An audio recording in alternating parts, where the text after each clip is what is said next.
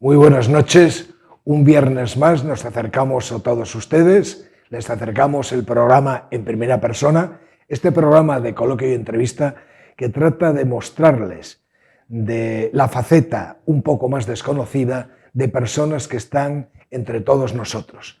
En este caso, a mí me recuerda el personaje de ese libro Morir en el intento de Lee Child, cuyo protagonista le tiene que echar todo el coraje, toda la valentía, toda la imaginación y todo su esfuerzo para sobrevivir contra toda corriente, en el más desafortunado de los casos. En este caso tenemos con nosotros, es un placer tener con todos nosotros a Pascual Fernández López, Pascual Cabaño.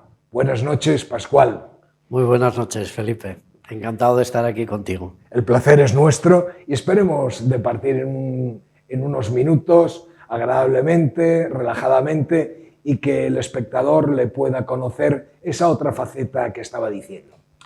¿Qué es lo primero que le viene a la memoria si le nombro la cabaña, el cabaño? ¿Familia o comida? Las dos cosas. El cabaño era mi abuelo, la cabaña era mi abuela. El restaurante, casa de comidas, el Cabaño en Grao, era mi casa y allí pues vivimos toda la infancia hasta la pubertad, el principio de la juventud, con mi padre Isidro y mi madre Maruja, que se llamaba Pilar, pero que mi abuelo cuando nació le dijo que no se podía llamar Pilar, que la teníamos que llamar Maruja. Y bueno, Maruja, así Maruja creció, igual que mi abuela hasta que no falleció, yo no sabía que se llamaba Adelina María, era la cabaña, es decir, y ella nunca, yo creo que mi abuela, por ejemplo, nunca supo realmente su nombre hasta que tuvimos que ir a pedir la partida de función, ¿no? La verdad es que yo en Grao, Marujina, era el nombre súper conocido de tu madre y la verdad es que acabo de descubrir que se llamaba Pilar, no lo sabía.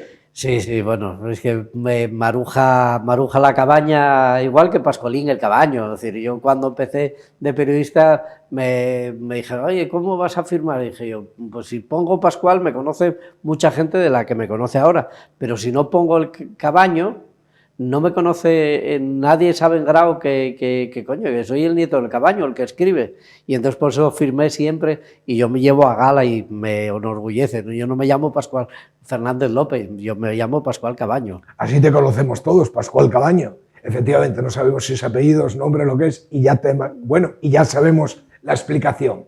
La infancia, esa etapa en la que uno sueña todo aquello que espera conseguir. Bueno, ¿sus sueños de infancia? El sueño de infancia más recurrente que yo me recuerdo es ver el mundo, ir a la playa del Aguilar y ver el horizonte del mar Cantábrico y soñar con navegar, con cruzar el mar, con llegar a otros sitios, con descubrir a gente distinta, a gente, es decir, la infancia de Grao era muy bonita, pero era un poco una infancia gris. Es decir, yo la recuerdo en blanco y negro, pero no porque se viera la televisión en blanco y negro, sino porque éramos todos muy, es decir, muy aldeanos, pero no en el sentido peyorativo, sino que estábamos muy encerrados en nosotros mismos. Lo que más me sorprendía en Grao, por ejemplo, cuando era niño, era cuando llegaba alguien de fuera. Yo me acuerdo dos chicos alemanes que se hospedaron durante 2 años en Casa del Cabaño, porque era restaurante, casa de comidas y también hospedaje, que eran 2 chicos alemanes que estuvieron haciendo una tesis doctoral sobre la geología de Somiedo.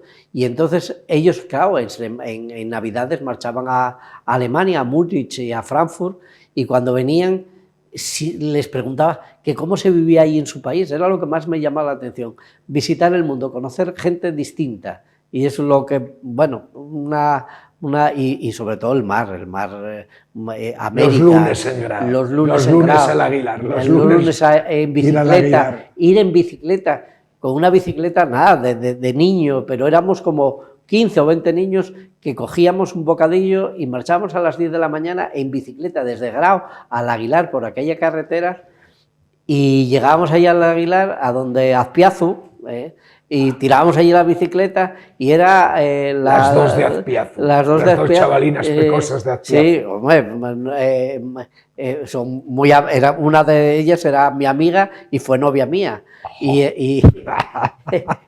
Vamos a descubrir ahora. Y no, bueno, pues era llegar allí, el Aguilar era eso, era el horizonte, era la vida, era descubrir nuevos lugares del mundo. El periodismo, ¿una vocación o una manera de ganarse la vida?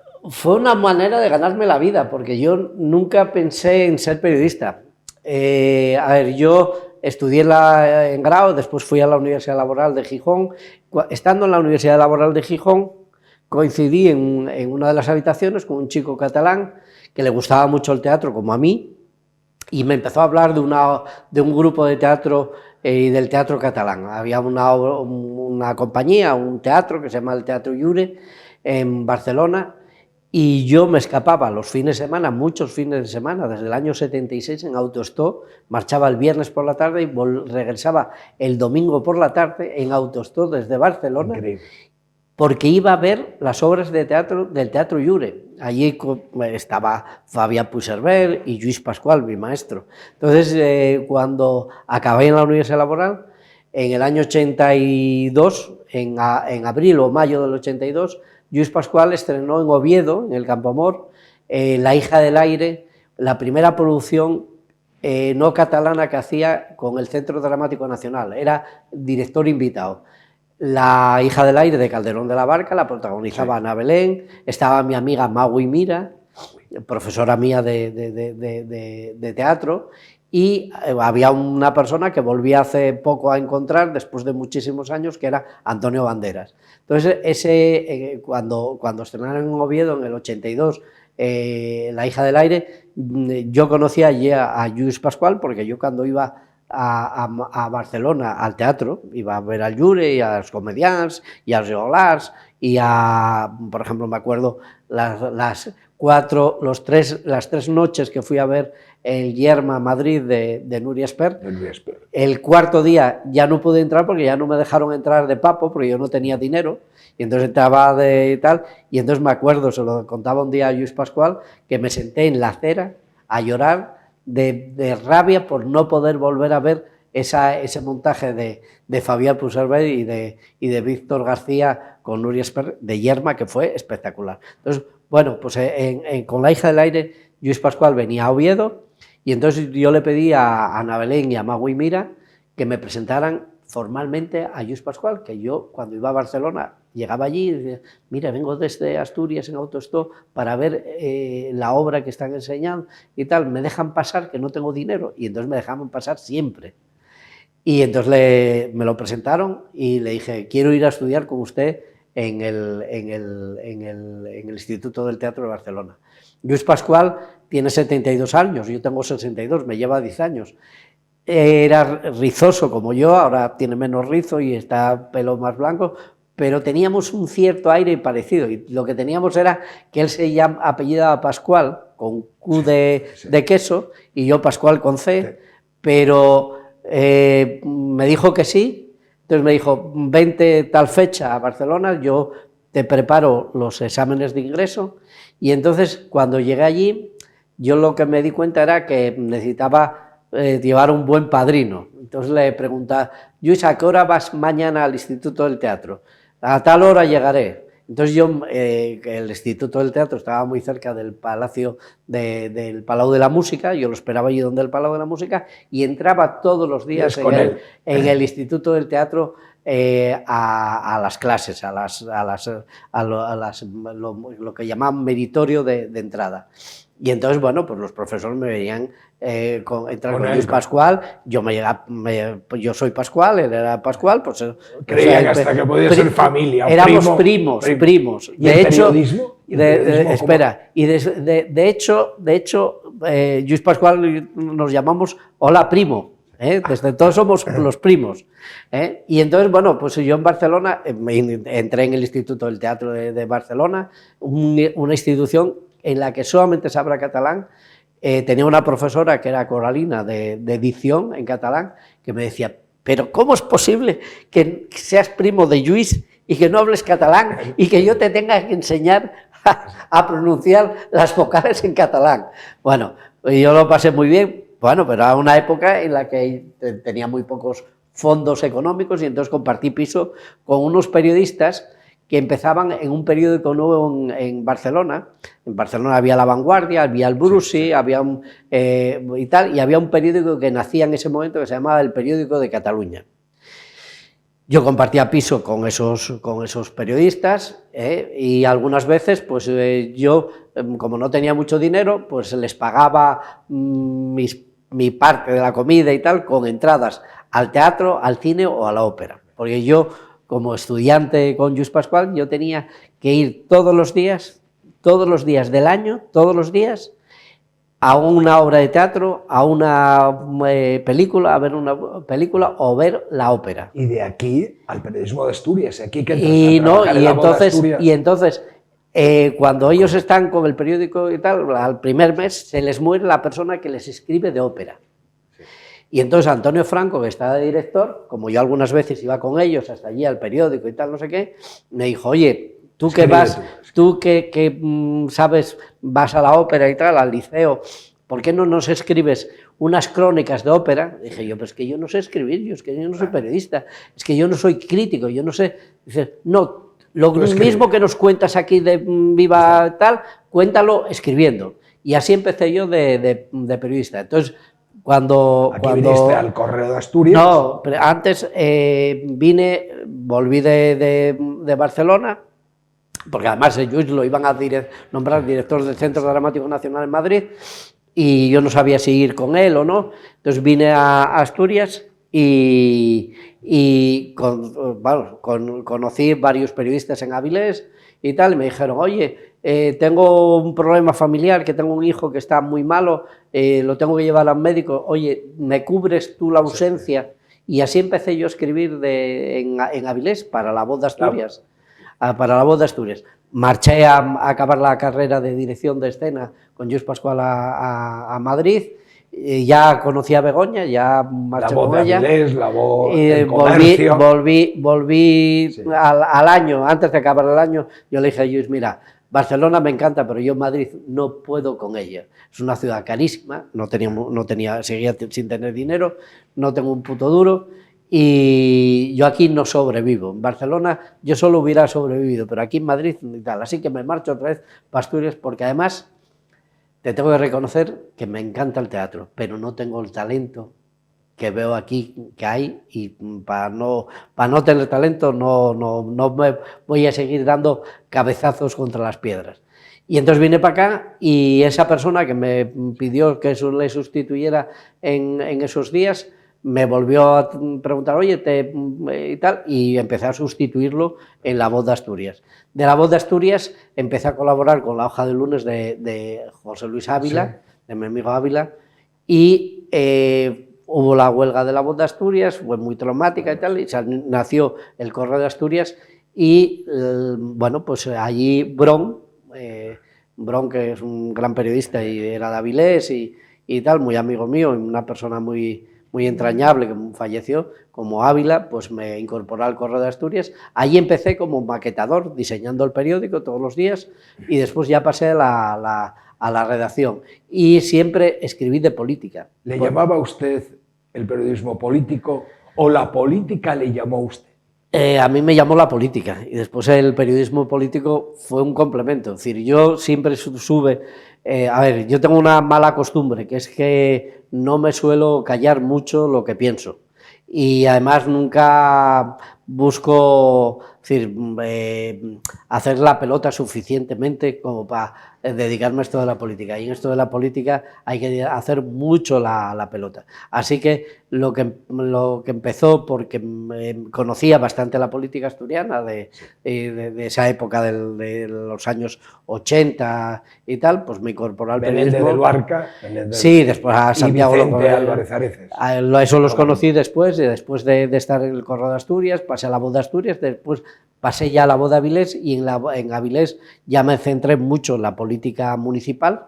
Yo había estudiado en la Universidad Laboral, donde se había estudiado Santiago Rodríguez Vega, el que fue alcalde de Corbera. De Avilés, y ahora presidente el alcalde de Corbera. Víctor también fue alumno de la Universidad Laboral, pero yo al que conocí allí en medio de esa vorágine política de finales del franquismo, principios del posfranquismo, fue a Santiago, y bueno, pues tenía mucha relación con ellos, y con Ponga, con Manolo Ponga, y entonces escribía de información municipal, política. ¿Y aparecen flores en su vida? Sí, claro, Begoña. Me acuerdo, una de las causantes de que esa flor prendiera en mi vida, que Begoña fue Roberto Sánchez Ramos Rivi, ilustre concejal en el Ayuntamiento de Avilés primero. Moscón también, Moscón como nosotros dos.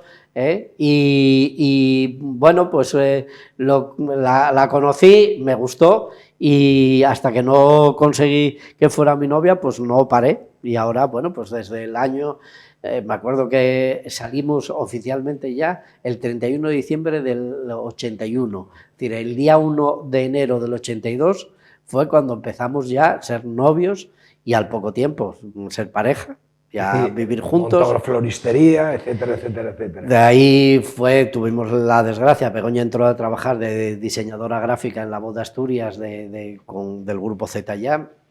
Estando aquí en General Lorza, pues nos avisan de que murió el padre y que lo atropelló un camión, y entonces, bueno, nos planteamos muy tal, y entonces el hermano de Begoña, Gabriel, pues decide que quiere montar una floristería, y montamos una floristería en Avilés, de la que nosotros solamente ayudamos el nacimiento, y ya después ya seguimos nuestro vuelo libre. Grado y Afoga el Pito, lección de vida.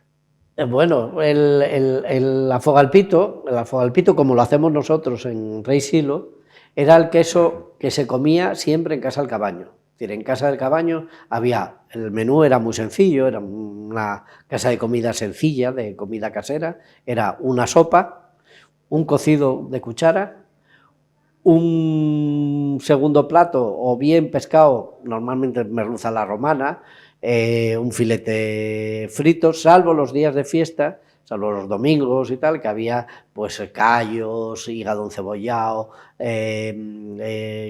carne guisada, pero después de ese segundo plato, o después de ese tercer plato, siempre antes del postre, siempre había que comer un poco de queso Afoga el Pito. Mi abuela tenía en una fresquera pues 100, 200 quesos, y a mi hermano mayor le gustaba el queso duro como una piedra, Afoga el Pito, como era la Afoga el Pito, a mí un poquitín más fresco, entonces siempre comíamos un poco de queso de Afoga el Pito y un queso que llamábamos Roquefort, que era el segundo queso que hacemos ahora, el Mamá Marís, el azul, era un Peña Santa, que la marca Peña Santa sigue en el mercado, pero el sabor y la textura que tenía ese Peña Santa, que nosotros llamábamos Roquefort en aquella época, pues se perdió, y es el que nosotros hemos tratado de recuperar.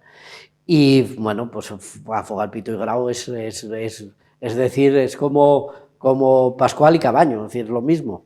La política entra de nuevo en su vida y emprende un viaje entre dos localidades tradicionalmente confrontadas, de Grao o de Grado a Pravia. Sí, bueno, yo vivo en las afueras de Avilés, vivo en Avilés, y Ernesto dice que tenemos que montar la quesería muy cerca de su casa.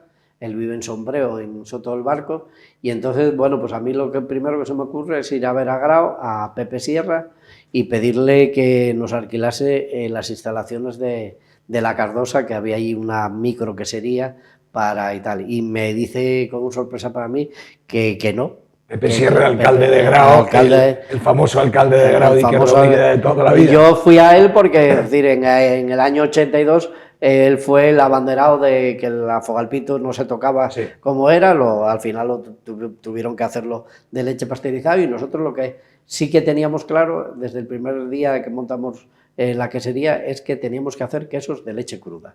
Yo había estado trabajando de jefe de prensa con Santiago Menéndez Luarca, y en Pravia le acogió el alcalde de Pravia. Fue entre el alcalde de Soto del Barco, es decir, como Ernesto vivía en Soto del Barco, fue a ver a Jaime, al alcalde, y Jaime le dijo, bueno, yo aquí en Soto no tengo ninguna instalación, pero a través de la mancomunidad tenemos una nave en Pravia, si os viene bien hablar con el alcalde de Pravia, a ver si no hay ningún problema. Fuimos a ver a Toni, el alcalde de Pravia, una de las mejores personas que conozco en el mundo de la política, servicial como pocos. Y le facilitan las naves. Y entonces nos facilita la instalación. Y entonces decidimos instalarnos allí.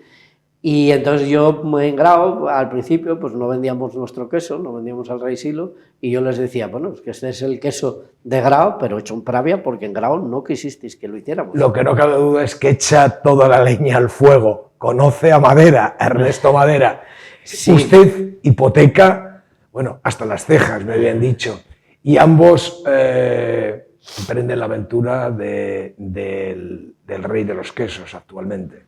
Sí, bueno, Ernesto, yo estoy de jefe de prensa de Santiago Menéndez Luarca en la Consejería de Medio Rural, y Santiago y Enrique Pantín, que es otra de las personas que más me han influido en esta etapa de mi vida. Enrique Pantín era el director general de agroalimentación y una de las personas más expertas en Europa del sector agroalimentario, de la legislación, de todas las cosas. Yo estoy ahí y ellos me dicen, mira, la gestión de la Consejería de Medio Rural la van a vender en Presidencia. La gente de Tini la va a vender y tal. Nosotros lo que necesitamos aquí en Medio Rural es que nos ayudes a vender los productos agroalimentarios. Me dice Pantín una frase literal: tenemos que convertir los productos agroalimentarios en los vestidos de las pasarelas de la moda. Los quesos, la fava, la sidra tienen que pasar del chigre a la pasarela. Y entonces ahí, pues con la ayuda de Begoña, como no teníamos mucho dinero, la ayuda de Begoña y de un amigo mío que se llama Ferrero, que es fotógrafo, uno de los mejores fotógrafos de Europa, fotógrafo artista, no es ni fotoperiodista ni nada, es fotógrafo artista. Pues yo les trasladé la idea, dice, oye, mira, que quieren que hagamos unas imágenes de los quesos como si fueran obras de arte, como si fueran joyas. Y entonces Ferrero y Begoña hacen un calendario, hacemos un calendario en el que, por ejemplo, el gamoneo se convierte en una luna de cuarto creciente, o quesos de Baré en una senda, en un prado verde. Es decir, se convierten, o por ejemplo, quesos de afogalpito de aquel momento se convierten en ruinas romanas. Ferrero, además, acababa de venir de Roma, de un encargo de la Unión Europea, que era fotografiar la huella de España en Roma. Y entonces, con esas vistas y tal, tiene una parte muy creativa, Ferrero, y entonces ese calendario yo se lo regalo a Ernesto. Ernesto es un chico vasco que su mujer acaba de sacar oposiciones de profesora de instituto en Asturias, y habían elegido precisamente Asturias porque él había estudiado biológicas, se había especializado en la biogeología de la leche y quería venir a Asturias para montar una quesería. Entonces, cuando ve el calendario me dice, bueno, y tal, entramos en contacto, y cuando Santiago Menéndez Luarca cesa como consejero, yo antes de pasar a presidencia, viene Ernesto a mi casa y me dice, oye, ¿por qué no te haces socio mío y montamos una quesería entre los dos? Tú llevas la parte comercial y de imagen y de promoción, y yo llevo la parte de elaboración. Y yo me acuerdo que le dije, Ernesto, te digo que sí, pero con una condición sine qua non: yo no voy a hacer queso yo no voy a aprender a hacer queso, yo no quiero saber de cómo se hace el queso, para nada, yo voy a venderlo, voy a gestionarlo, todo lo que tú quieras. Entonces llegamos a ese acuerdo y entonces ahí, pues Ernesto, la madera, pues la madera, sí, más madera que es la guerra. Más madera que la guerra. Deja Asturias para que el barco no se hunda con un camino con una mochila llena de quesos. ¿Una marcha forzada? Bueno, no, a ver... ¿O una apuesta forzada? Sí, una apuesta forzada. Es decir, a ver, cuando acabamos la quesería, cuando acabamos, todavía la quesería no está acabada del todo, pero bueno, cuando empezamos a elaborar el primer queso, ya habíamos invertido 706.000 euros. 2009 ya era aquello, ¿eh? 2009, finales de... Sí, 2008, 2009. Empezamos la obra en el 2007 sí, y acaba en el 2009. El 60% de la obra física, de albañilería, fontanería y tal, está hecho por Ernesto, el 60%. Él estuvo trabajando desde noviembre del 2007 hasta octubre del 2009, de 6 de la mañana a 8 y 9 de la noche, de lunes a viernes, desde el 1 de enero hasta el 31 de diciembre, sin cobrar un sueldo. Sin cobrar un sueldo. Llevábamos gastados 607.000 euros cuando empezamos a producir el primer queso. Cuando vendimos el primer queso estábamos en causa de disolución. Teníamos tantos fondos propios negativos que para aquello no había quien... Tuvimos 3 años sin presentar cuentas en el registro mercantil para que no nos instaran la causa de disolución de la empresa. Pues ¿cómo salimos adelante? Pues eso, con una mochila. Yo voy... Llena de quesos. Llena de quesos. Yo voy a Barcelona por motivos de hobbies y tal, y llevo la mochila llena de quesos, intento convencer a la gente que me compra el queso y vamos vendiendo y tal. Vamos a Madrid Fusión, sí, en enero... En diciembre del 2009, en esa campaña de Navidad, no vendimos prácticamente ningún queso, solamente a una mujer que se llamaba Marisún, en un Qué Rico, a la que le estaré eternamente agradecido. En un Qué Rico vendíamos quesos, pero poco más. En Coalla también vendíamos algo, pero teníamos las cámaras llenas de queso. Entonces yo como periodista pues conocí a Capel, a José Carlos Capel, el director de Madrid Fusión, me pongo en contacto con él y le digo que quiero presentar el queso en Madrid Fusión porque aquí que no vendíamos un chavo y que nuestros clientes tipo eran las estrellas Michelin. Me dice que hable con Pedro Morán y con Miguel Loya, que ellos van a dar la comida oficial el martes de ese año, allí en Madrid Fusión, y que si ellos me arropan y me llevan, que yo voy a poder presentar el queso en Madrid Fusión, pero que como no tengo dinero, que lo que tengo que hacer es regalar 1.400 quesos a cada uno de los congresistas, es decir, más de 7.000 euros. Teníamos la bodega llena de quesos, yo le dije a Ernesto, estos quesos los vamos a tener que malvender o tirar y tal. Mejor los llevo a Madrid Fusión, los regalamos allí, que allí están todos nuestros potenciales clientes.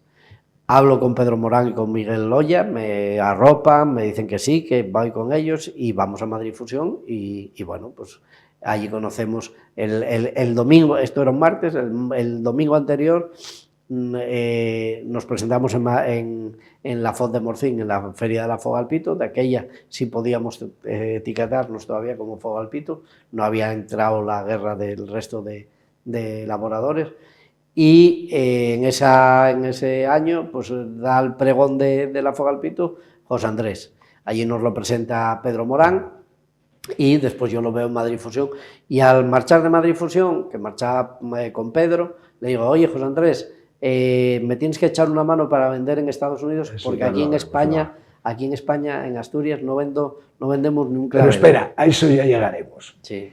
En Madrid, ¿se sintió usted como aquellos aldeanos de Grao que venían al Fontán a vender sus hortalizas, huevos y quesos, aquellos moscones de la época? Claro, sí, te da una sensación de que dices tú, madre de Dios, y ahora entras en esta tienda que es todo de pitiminí, y entras tú con un quesín y tal, y dices, no, mire, es que quería que ver si le interesaba este queso de leche cruda, es un queso asturiano y tal. Por ejemplo, en una tienda que todavía existe, que vende mucho, que se llama Cuenyas, en la calle Ferraz, cerca de ahí del monumento este de las ruinas estas que trajeron de Egipto. Me dicen, nada, los quesos asturianos son todos un fraude, son todos de leche pasteurizada, y el afogalpito es un queso que no está ni bien hecho. Callas, tragas y y tienes que demostrar lo contrario. Y me insistes. Y de quesos de pueblo, hay más de más sí. ¿Qué es la Fundación ITMA y cuál es su relación con el Instituto del Queso? Bueno, la Fundación, cuando llega la crisis del 2008, bueno, pues el Principado, Tini, el presidente Areces, reduce el aparato burocrático y de propaganda que tiene. Yo estoy ahí de periodista con él en presidencia, y entonces, bueno, pues me quedo sin empleo y con la brocha colgando porque estábamos montando la quesería. Entonces conozco a Ramón Torrecillas, que me ofrece ser jefe de prensa del Instituto Tecnológico de Materiales de Asturias. El ITMA es una fundación privada, con participación pública, es verdad, pero que preside siempre el representante de Arcelor. Ahí están todas las empresas, y yo lo que hago allí es tratar de explicar a la sociedad asturiana qué es lo que hacen en el ITMA los investigadores. Y es muy complicado, primero porque este tipo de fundaciones, hay muchos investigadores que se creen que son funcionarios públicos pero sin hacer oposición. Es decir, ahí no está... Complejo. Es muy complejo, y después es verdad que la fundación tiene muchos ingresos porque hacen servicios tecnológicos para las empresas. ¿Y el Instituto del Queso? El Instituto del Queso es una cosa posterior. El Instituto del Queso es una cosa que monta una conocida, Luisa Villegas, y que yo había coincidido con ella en el mundo del queso, sobre todo los World Cheese, y porque ella había organizado el World Cheese Awards en San Sebastián en el año 16, en el 2016, y a través de una cooperativa artegasa de queseros artesanos de Idiazábal, y ella se sale de esa cooperativa y entonces decide montar el Instituto del Queso. Y coincide que yo ya iba de juez internacional en los World Cheese Awards desde hacía unos años, y coincidimos en Noruega, y en Noruega me llama la organización, John Farran, y me dice que por qué no se hacen los World Cheese Awards otra vez en España. Y que Luisa, que está buscando un sitio donde hacerlo, y que hay una propuesta de Madrid, pero que a él Madrid, pues por diversas causas, sobre todo relacionado con la BBC de Londres, no le interesa mucho hacerlo en una capital de otro estado distinto al inglés, porque tendrían problemas con la retransmisión de la BBC, y que, bueno, que ha oído hablar mucho de los quesos de Asturias, de la tradición quesera de Asturias, y me lo plantea. Y entonces, bueno, pues yo le digo que me parece muy complicado, muy difícil, prácticamente imposible conseguir que en Asturias apuesten por una cosa de estas, pero que con la ayuda del Instituto del Queso, si quiere, pues yo se lo presento y le voy orientando. Y bueno, fue una colaboración para eso, para el World Cheese Award de Oviedo, que bueno, pues por un montón de casualidades, entre otras cosas, pues que Javier Fernández deja de ser presidente y asume la presidencia del Principado Adrián Barbón, que es una buena persona, que es una persona por lo menos que escucha, porque por ejemplo la consejera que estaba entonces con Javier Fernández, y que era de Pravia, que era praviana, cuando le dijeron, oye, que propone el rey sí lo propone, ¡ah, eso es imposible! Y tal, bueno, prácticamente pestes. De hecho, estuvo 6 o 7 años de consejera, su vivienda, su casa, está en línea recta a 300 metros de la quesería. Estuvo como 50 o 60 veces que yo la hubiese visto delante de la quesería, nunca jamás entró a visitarlos. Pero estas cosas que pasan... Las marcas institucionales les ayudan a vender algún queso. Alimentos del Paraíso, por ejemplo. Bueno, eso es una broma. Alimentos del Paraíso es una broma, es un fraude. Es una No tengo ni idea. Es una... A ver, ¿de qué paraíso? Como dice Jesús Arango, un ilustre consejero del paraíso musulmán, porque los musulmanes tienen su paraíso. Entre el Tigris y el Éufrates. Claro, es decir, entonces, ¿qué paraíso? ¿Qué paraíso y tal? Asturias sí la conoce, en España sí la conocen gente. Si fuera Alimentos de Asturias, o Asturias Alimentos del Paraíso, pues podría valer. Alimentos del Paraíso como tal no sirve para nada.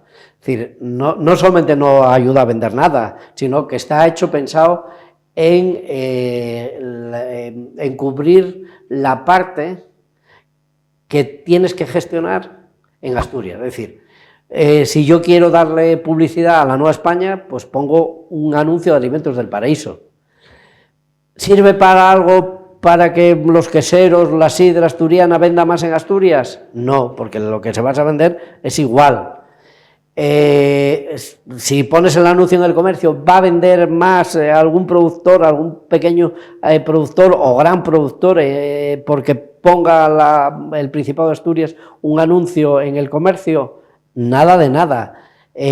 Poner en los escaparates de las tiendas, aquí se venden Alimentos del Paraíso, es decir, es como decir, aquí está usted en Asturias. Es decir, no, pues ya lo sé. Sí, joder, solamente falta una tienda de alimentos un poco curiosos de Asturias no vendiesen alimentos de Asturias, no vendiesen quesos de Asturias o sidra de Asturias, que seguro que venden quesos y sidra o vinos de cualquier otra parte de España, pero bueno, en fin, eso hay que hacerlo en Madrid, hay que hacerlo sobre todo en Barcelona, hay que hacerlo sobre todo en la Costa Brava, hay que hacerlo en las Baleares, hay que hacerlo en Málaga, hay que hacerlo en Valencia. Hacerlo aquí no sirve para nada, es justificar que yo gasto dinero en publicidad, en mantener los medios de comunicación y mantener un cierto ecosistema periodístico o publicitario en Asturias, que está muy bien, pero hágalo usted, pues qué sé yo, de que los asturianos somos los más guapos del mundo. Fue Pedro Morán el que como San Pedro le dio las llaves para abrir a sus quesos los mejores restaurantes de España.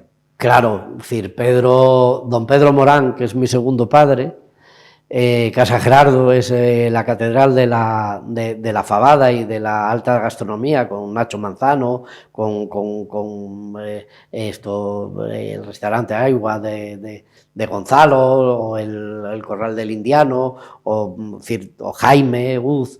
Es decir, aquí en Asturias tenemos la suerte de tener unos grandísimos cocineros que son los verdaderos embajadores de los productos agroalimentarios de Asturias fuera de España. Y Pedro Morán, además, es una persona que tiene mucha influencia, por ejemplo, pues con José Andrés, o con Ferran Adrià, o con con el San Pau de Carme Ruscalleda, o con los Roca. Es decir, a ver, yo estaba en Alimentaria en el año 2011, estaba en Alimentaria, no teníamos stand, pero yo había ido a Barcelona a tratar de vender quesos, y una de las personas que sé que más sabía de quesos y que tenía mejor tabla de quesos en sus restaurantes a Carme Ruscalleda.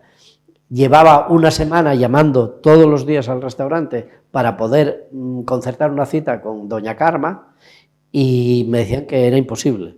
Entonces a mí se me ocurrió, estando en Barcelona ya desesperado, llamar a Pedro, y Pedro me dijo, espera 5 minutos que te llamo, y a los 5 minutos me llama y dice, coge ahora el tren que va a salir a tal hora, me dice Karma, y que te espera en el restaurante para que les presentes tus quesos.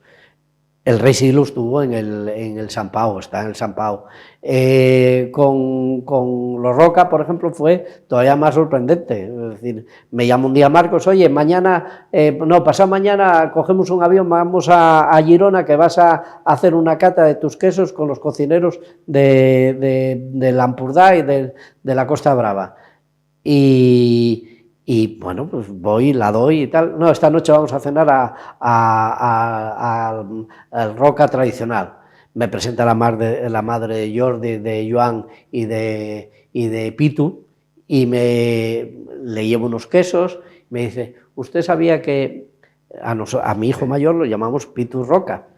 Y que cuando ellos eran chavaletes, antes de montar el restaurante El Celler, nosotros dábamos muchas bodas, y el queso estrella que poníamos era la Fogal Pitu, porque nos recordaba al nombre de nuestra familia, somos los Pitu Roca, y la Fogal Pitu Roca. Pero en los años 80 dejamos de comprarlo porque el queso ya no sabía bien. Perdió, claro, perdió. Y este queso es como el queso recuperaste que había. Recuperó el sabor tradicional que tenía. Claro, era, es decir, que fue lo que hicimos. Es decir, en fondo por eso no quieren que estemos en Afogal Pitu. No quieren porque ellos lo hacen de leche pasteurizada, el queso perdió ciertas cualidades y nosotros lo hemos recuperado, y entonces, claro, ellos venden el queso sin corteza y nosotros con una corteza arrugada, pues dicen, es que nos cuesta ya mucho vender el queso, si además lo comparan con el vuestro, es que no lo vendemos. Y yo los entiendo, es decir, no es una crítica a los elaboradores, yo es una crítica más a la administración, porque si hubiera seguido de consejeros gente como Santiago Menéndez Barca, como Jesús Arango o como Enrique Pantín, estos problemas no se hubieran dado, porque hubieran invertido dinero, en vez de en Alimentos del Paraíso, hubieran invertido en formar de verdad bien a los queseros, en hacer que los quesos sepan bien, que tengan buen mercado fuera de Asturias, fuera de España. Y claro, pero si nos dedicamos a hacer chuminadas como Alimentos del Paraíso... Astur Blue. Dos asturianos en Estados Unidos unidos por el queso azul. ¿Una apuesta o una aventura? Las dos cosas. Como siempre hay una parte de aventura, la mano de Pedro Morán me permite conocer a José Andrés. Ahí en Madrid Fusión le digo que quiero que me ayude para vender y tal. Entonces me dice que me tiene que ver en Washington. Llamo a Pedro Morán, le digo, oye, Pedro, que voy a ir a Washington a llevarle quesos a José Andrés para ver si vendo allí en Estados Unidos. Y dile que me espere, dile que me reciba, que quieres verlo. Que quiero verlo, pero no solamente quería verlo porque le llevaba quesos y necesitaba y tal, sino porque solamente tenía billete de vuelta, de ida, pero no tenía billete de vuelta. Y tienes que vender quesos. Y tenía que venderle los quesos que llevaba. No solamente vendérselos, sino que además cuando llegué a Washington, con los $10 que me había dado una amiga y tal, pues compré algo de comida y compré el billete de metro desde la estación central de Washington, que salen muchas películas, hasta el jaleo de José Andrés, y me quedaban poco más de 26 o 28 centavos de dólar en el bolsillo. Fui a sacar dinero en la tarjeta, un cajero automático, y me la bloquearon. La tenía bloqueada por falta de fondos.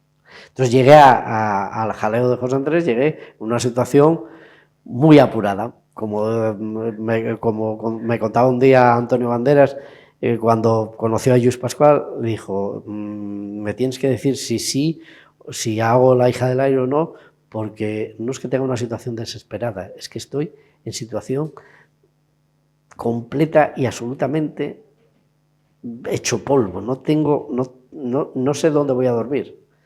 Y yo llegué así a José Andrés. Similarmente. Y al final te compró. Me compró los quesos, me compró el billete de vuelta y me llevó a su casa a dormir. Porque no tenía, me preguntó dónde iba a dormir y le dije que no sabía, que iba, bueno, es decir, dormí muchas veces al aire, al raso y tal. Era verano, era a finales de junio, en Washington hace una buena temperatura, no me importaba y tal, pero me dijo que no, y me llevó a su casa. De ahí empezó a nacer, bueno, pues buscamos primero un importador, tal, no sé qué, empezó a comprar, introdujo el Rey Silo en la carta de los jaleos, en algún otro restaurante hacía alguna elaboración con ellos, fuimos creciendo y tal, y un día yo le planteé también en Casa Gerardo con Pedro Morán de intermediario, que la quesería, nuestra quesería, no iba a ser rentable hasta que no fuéramos capaces de hacer un queso azul. Es decir, porque el estudio de mercado que habíamos hecho era que con el Rey Silo solo no teníamos suficiente mercado, que teníamos que hacer un queso azul. Hacer un queso azul bien hecho cuesta mucho dinero, cuesta mucha investigación, costaba mucha inversión, no teníamos dinero y estábamos siempre al límite de la quiebra por eso. De hecho, bueno, pues mira, pues empezamos a vender en noviembre del 2009 los quesos, pues Ernesto no empezó a cobrar un sueldo de, hoy sería el 75% del salario mínimo profesional hasta el 2013.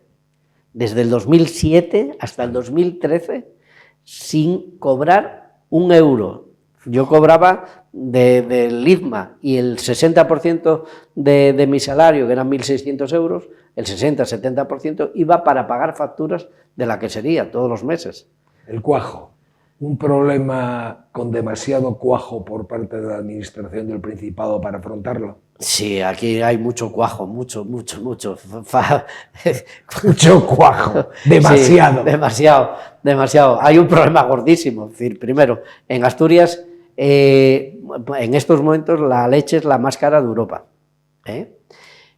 Sin embargo, cada mes cierran 7 ganaderías de leche. En Cabrales no hay leche. En Gamoneo no hay leche para hacer. Es decir, los queseros de Gamoneo no tienen leche suficiente para hacer queso. En Gamoneo pasa igual. Nosotros, como estamos en Pravia, cerca de Salas y Tineo, que son las zonas de más producción de leche, no tenemos problema. Pero a este ritmo de cerrar 7 ganaderías al mes, pues vamos a tener problemas. Lo que me está usted contando es que hay la leche de problemas. Hay la leche. ¿Y cómo ve usted el futuro de la producción de queso entonces con este panorama de ganaderos con pocos ingresos que no les llega, ustedes comprando la leche más cara de Europa, la cadena de distribución quejándose y los compradores Esto es la cuadratura del círculo? Caro? Esto es la cuadratura del círculo. Hay problemas con la leche porque las ganaderías de Asturias están pensadas, tienen una estructura que era válida para los años 80 o 70 y tal, cuando se empiezan a modernizar, pero que en los años 2000, en el 2020, ya no son adecuadas, tienen demasiada inversión en grandes instalaciones, en grandes cuadras, tienen muchísima maquinaria, tienen vacas estabuladas y tienen que comprar muchos insumisos, es decir, piensos y demás. Cuando cada vez vemos los praos de Asturias sin segar, sí, llenos de hartos, más abandonados, que es la alimentación natural de las vacas, pero como sí, las vacas las tienen en cuadras sin es decir... Porque además sus quesos de este tipo artesanos se suministran fundamentalmente del entorno inmediato. Sí, bueno, aunque sean 80 kilómetros, da sí, lo mismo. Pero entorno inmediato, llamamos entorno inmediato. El problema está en que esas vacas apenas comen hierba de los prados que hay alrededor, sí, sino que comen silo, comen sí, y tal. Eso hace que los ganaderos tengan problemas de rentabilidad, porque además, claro, los ganaderos es que trabaja desde el 1 de enero hasta el 31 de diciembre. Es decir, no hay días de descanso, si te pones enfermo, sí, pues yo tuve un amigo que se murió hace escasamente un año, que le salió un cáncer y él se levantaba todos los días a las 5 de la mañana a ordeñar sus vacas y después venía la ambulancia y lo llevaba al San Agustín de Avilés a dar quimioterapia. O sea, que usted me está diciendo... Volvía y por la tarde tenía que, ahí vomitando, hecho polvo, tenía que ponerse a ordeñar otra vez. O sea, usted lo que me está transmitiendo es que el ganadero, el producir la leche, le cuesta más caro que en otros sitios de Europa. Bastante. A ver, está mal estructurado está mal estructurado el sector lácteo asturiano. Yo creo que solamente hay un ganadero, o hay muy pocos ganaderos que ganen dinero. Hay uno que yo conozco, que es Álvaro Platero. Sí, conozco la ganadería del Occidente, la que tiene el Occidente. Álvaro gana dinero, pero porque es un empresario que mira la rentabilidad. Es decir, las explotaciones que... Jesús Arango hizo una vez un estudio sobre la rentabilidad de las explotaciones ganaderas de leche de Asturias y eran muy malas. Pero aparte de... Es decir, tenemos ese problema con la leche, pero también tenemos problema con el suero, por ejemplo, ¿no? Las pequeñas queserías artesanales, aquí tenemos queserías artesanales en muchos pueblos, con muy poca producción, pero que tienen mucho suero.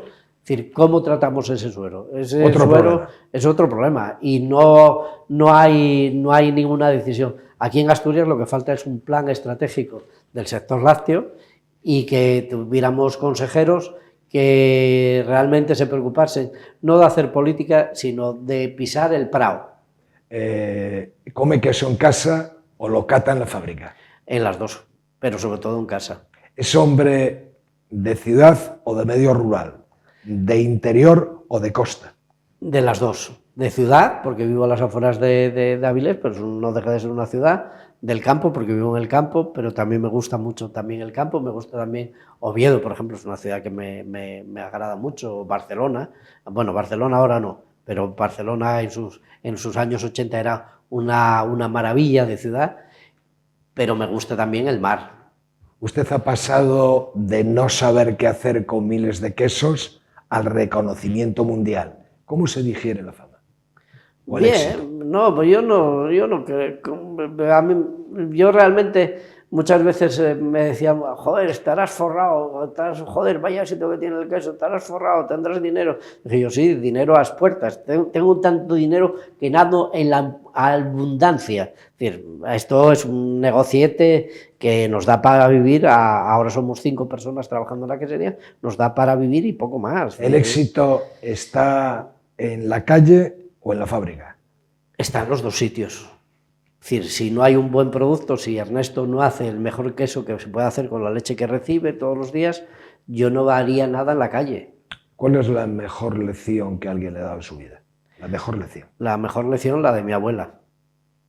Trabajar, nin, trabaja. Trabajar, nin. Trabaja, no hay otro. Un libro en un lugar. Un libro, El nombre de la rosa, en cualquier sitio del Piamonte italiano. Una persona sin la que no hubiese sido posible nada de todo esto. Begoña. ¿Qué le gustaría hacer que no haya hecho? Ya para terminar. Pues mira, me gustaría mucho poder hacer una quesería en Somiedo, en los lagos de Saliencia, tener ahí hacer un queso con una leche extraordinaria, trabajando con los ganaderos, con un par de ganaderos jóvenes que hay en Somiedo, que quieren vivir en Somiedo, que no quieren marcharse en la ciudad, que quieren producir alimentos de calidad, y nosotros tenemos que conseguir montar esa quesería en Somiedo, aprovechar los teitos de Somiedo para instalar una quesería. Es prácticamente imposible por culpa de las estrictas normas urbanísticas, medioambientales no, porque nosotros cumplimos las leyes medioambientales gustosamente, pero sí de patrimonio. Es decir, trataremos de hacerlo todo lo más ilegalmente posible para poder hacerlo, porque si lo intentamos hacer legalmente, yo creo que va a ser prácticamente imposible. Yo creo que, volviendo al inicio, aquel libro de Lee Child, Morir en el intento, yo creo y confío en que usted lo va a conseguir. Muchas gracias, Pascual Cabaño, por tenerle aquí en esta noche, y le estoy muy agradecido por haber accedido a este coloquio entrevista. Muchas gracias. Les emplazo una vez más este programa en primera persona para el próximo viernes. Un saludo y muy buenas noches.